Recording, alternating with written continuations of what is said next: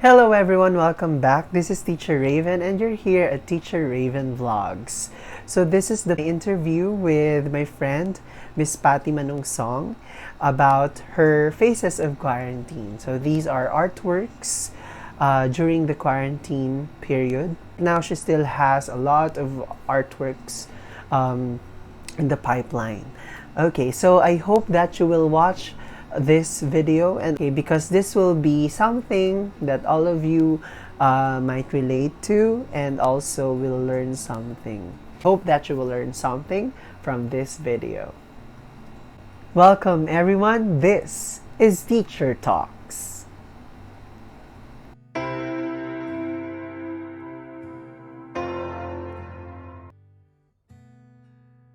Hi, Ayan. everyone. Hello, Patty. Hi, Rayven. Thank you for having me. Dako na tayo doon sa ating goal para sa video na ito. Diba? So, ang goal natin talaga ay to share whatever you're doing right now. Kasi diba, easy tayo. Ay, okay. Pag lumabas nga, medyo mukhang normal na. Except may mga measures pa rin. Health measures. Like, nakamask yung mga tao or pag pumunta ka sa convenience store, may mga like hand sanitizing. Hand sanitizer provided. Yeah, dito rin actually sa place namin. Ayun. So, I think ganun pa rin naman, hindi tayo dapat maging complacent. Lalong-lalo na andyan pa rin yung virus, wala. Tapos hindi pa natin alam kung kailan talaga matatapos.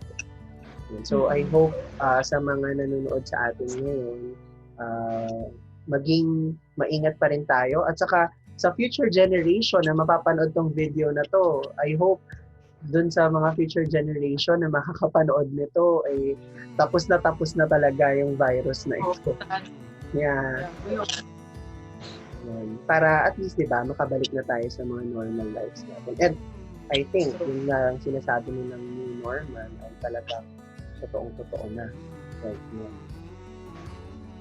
Okay, so dako na tayo doon sa sa goal natin today. So, unang-una, ipakilala mo muna yung sarili mo as a painter. So, yun. Lalong-lalo na, ayan, ang ganda ng background mo, yung mga paintings mo yan. Okay. So, I'm Patty. I consider myself as a learning artist. So, yung papa ko kasi talaga really paints. And my youngest brother also is very good at painting and sketching. So, hindi siya bago in our family to actually paint or draw. Pero, I wouldn't consider myself to be at par with them kasi iba yung skills nila compared to me. So, I started really since na hindi siya bago sa family. So, makikita mo na growing up, yung mga nag-drawing naman na talaga kami. Nung kinder ako, I joined yung mga drawing competition, ganyan. And I won, kinder yun. pero yung talagang nag-start na sineryoso ko siya is maybe college. I started with oil pastel. Tapos I thought, kasi yung oil pastel for me, mas madali siyang i-control kasi kamay yung gagamitin mo to blend it. Kamay, cotton, or tissue. Ganyan. So, mas kontrolado mo kasi mismo kamay mo yung ginagamit. So, yun, I thought na nung college ako, I thought na oil pastel lang talaga yung matutunan ko kasi nga I was so scared to try out other media. Pero I also tried, sabi kasi nila, you try, ang hierarchy is like you start with watercolor first. Tapos kapag naayos mo yung watercolor, that's when you can venture into using another medium, another acrylic, and then oil. So, ganun. I started with oil pastel, tapos nag-watercolor ako, tapos nag-acrylic, tapos ngayon I'm trying oil. Hindi ako super galing sa lahat ng ng media na yun. Pero I just tried. Gusto kasi lagi nagtatry kapag I'm challenged to do something. So, tinatry ko siya, tinitignan ko kung kaya ko siya. And dahil magkakaiba yung consistency tsaka yung nature ng kada medium, syempre, iba rin yung kumbaga attack mo when you use each of them. So yun, so I'm really a learning artist and maraming like, kunwari my friends who have seen my old works, and they would tell me na nag-improve na talaga ako, ganon. And I think that's an achievement. I think what's important is that nag-improve ka na. So, yun. So, ngayon, just this pandemic, I started a page. So, maybe if I'm gonna introduce myself as an artist, part of it would be I handle an art page. So, it's entitled, it's ArtandLetters by TCF. So, that's where I upload all of my artworks. So, I watch tutorials, videos, whatnot. So, ibig sabihin, di ba, kahit na ang tagal mo nang nag-paint talaga or nag-draw, kasi since college or even nung bata ka pa, di ba, nagtatry ka na nga rin. Pero yung talagang mga big works, yung mga mas complicated na works, nag-start talaga nung college na. And yes, I think ikaw rin ay graduate ng special program for the arts. Yes, in high school. But my specialization back then was not visual arts. My specialization was malikhaing pagsulat sa Filipino. Okay. Well, at least nailalagay mo rin siya actually sa ibang paintings mo, right? Yes, kaya sa ArtandLetters. Yeah.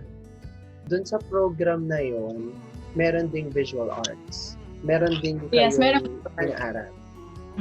Yung youngest sibling ko, si Ivan, special program in the arts siya ngayon, tapos he belongs to visual arts.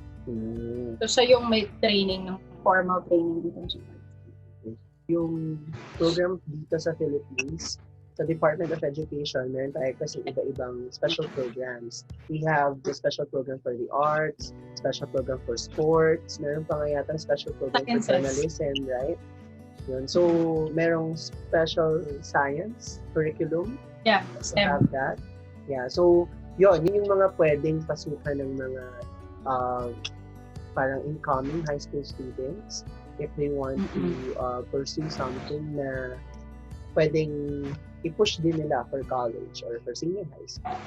So maganda na meron tayong ganung perspective, diba? Kasi at least nalalaman natin na tignan mo, from that program, marami kang natututunan about arts, not only yung sa creative writing, pero you went beyond creative writing, diba? The discipline of balancing academics and co-curricular activities. Kasi if you're part of the special program in the arts, you have to stay in school for like 3 hours.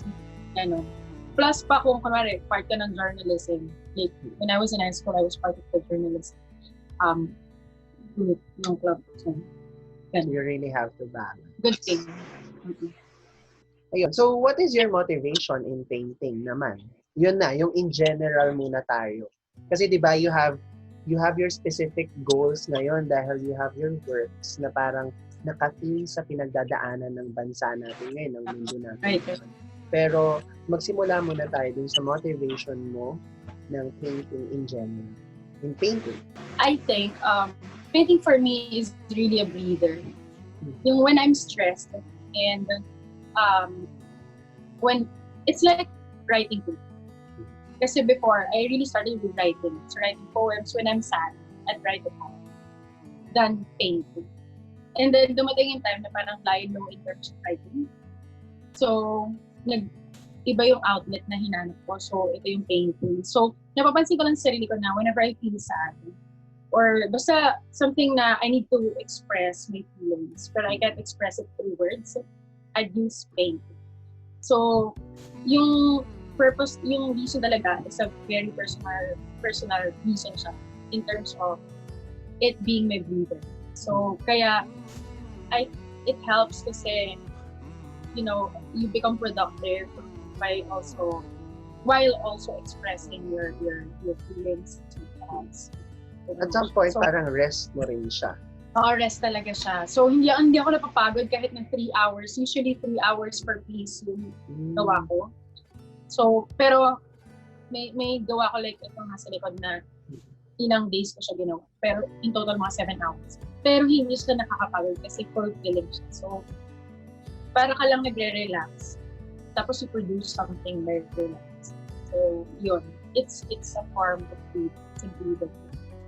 I think also, di ba, nabanggit ko kanina na you have to start with oil muna, watercolor.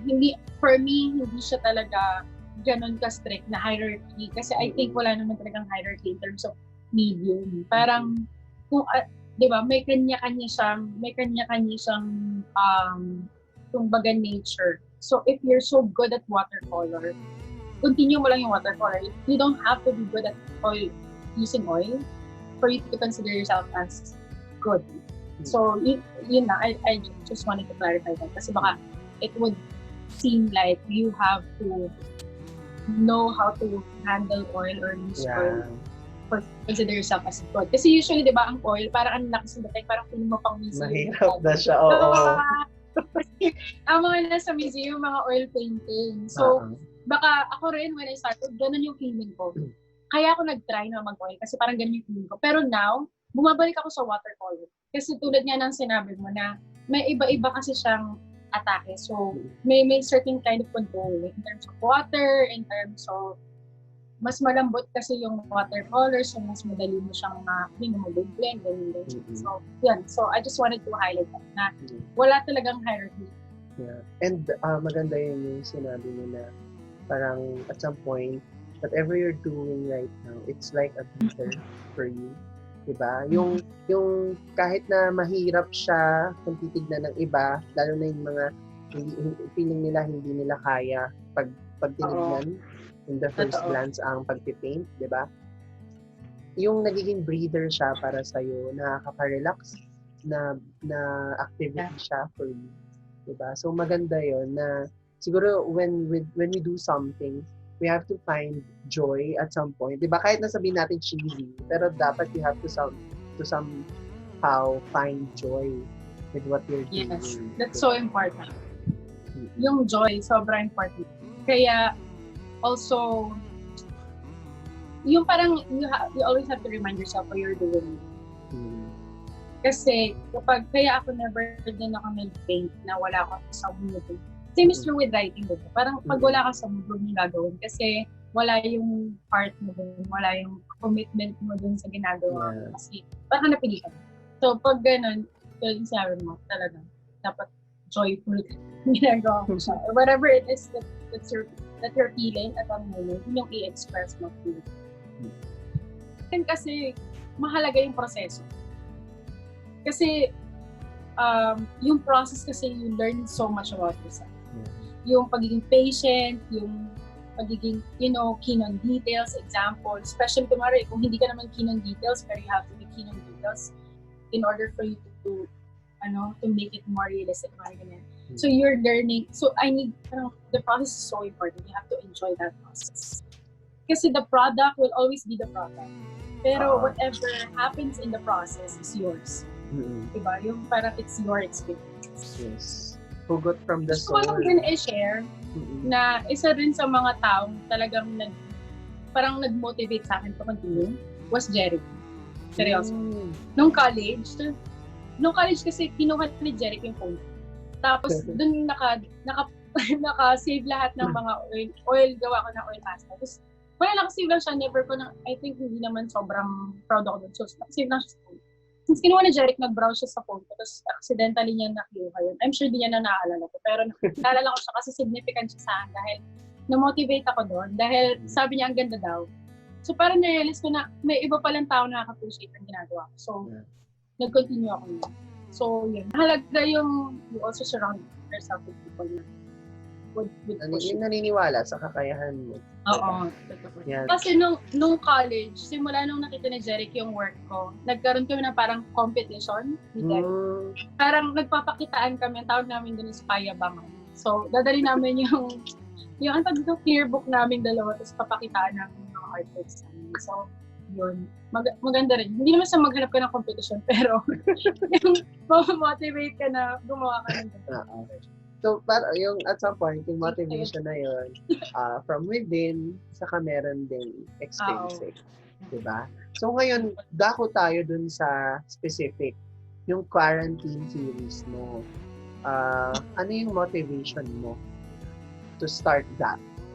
The watercolor series? Yeah, yung watercolor series. During the quarantine, diba? Yung finisher mo. Oo. Una, yung watercolor series, it's because kaya watercolor yung video kasi I don't have canvas. I didn't have canvas during that time. So, hindi ko pwedeng gamitin yung watercolor na isang palette lang kasi yung watercolor at the moment. Hindi ko siya pwedeng gamitin sa canvas. So, I mean, hindi ko, yung oil ko, walang paggagamitan kasi wala akong canvas.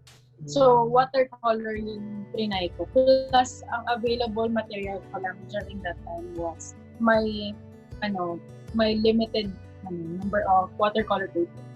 That's the also reason why yung watercolor series is kada araw is just 1/4 of a long bond paper. No, 1/4 na siya. A long bond paper. Kasi pinipit ko siya. And my motivation back then was, kasi I'm thinking ko is yung pandemic would end after 30 days. Alam mo yun, kasi okay pa tayo na, no? Yeah. Okay pa tayo na. So, parang to me, it's gonna end in 30 days. Sapat lang yung papel ko. So, I'm gonna do it. Kasi kaya ng 30 pieces yun. Actually, may sobra ng mga 2.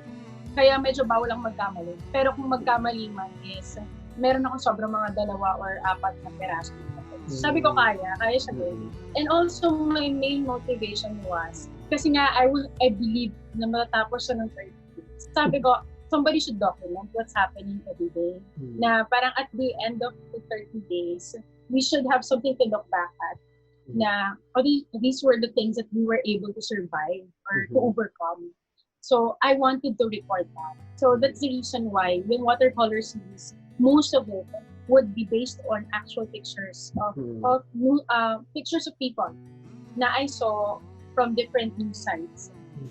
Kasi alam mo, Rayven, yung di ba literature, sabi nga ni Mama Lida, di ba?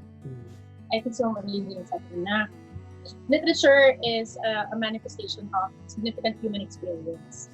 Diba? So, yun yung parang point din ng art for me na you have to mirror life itself. Reality. What's happening? Yeah. Ito yung personal diba? So, reality. So, yun, I wanted to really just record every day. Kasi ang hirap noon, no? Kasi parang in-announce ko siya. So, I committed myself to it. So, every day, kahit na midnight na I had to do something. Kasi nga, otherwise, hindi na siya magiging diary. Kasi nga, art journal siya. So, dapat talaga, on the day na lumabas yung picture, or kung ano man, or kasi doon mga feelings ko lang. Oo. Pero, I think, hindi ko rin disregard yung personal feelings ko. Sorry, may part yun na cheesecake lang yung feeling. Kasi nung araw nung gusto ko kumain ng cheesecake. Kasi feeling ko rin, I'm part of that, yung general experience. So, yun.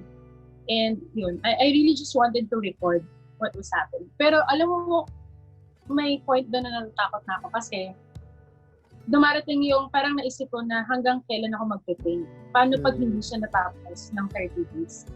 So, alam mo yung reality na you have to also recognize that this may not end after 30 days. Kaya, pero yun, tingnan mo naman, ilang buwan na tayo ngayon. So, yun. So, more than 30 days. Pero it's the first 30 days. I started with the general, yung pinakauna, Metro Manila lang.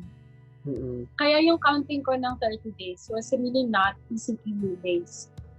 Sa pinakasimula siya. Yung the very first day na nag-announce ng kauna-unahang quarantine, which was in Metro Manila. That was March 15, if I'm not mistaken. Kaya nung first start ng lockdown. That's why yung first deadline ng ECQ. First deadline ng ECQ. Tapos na yung series ko.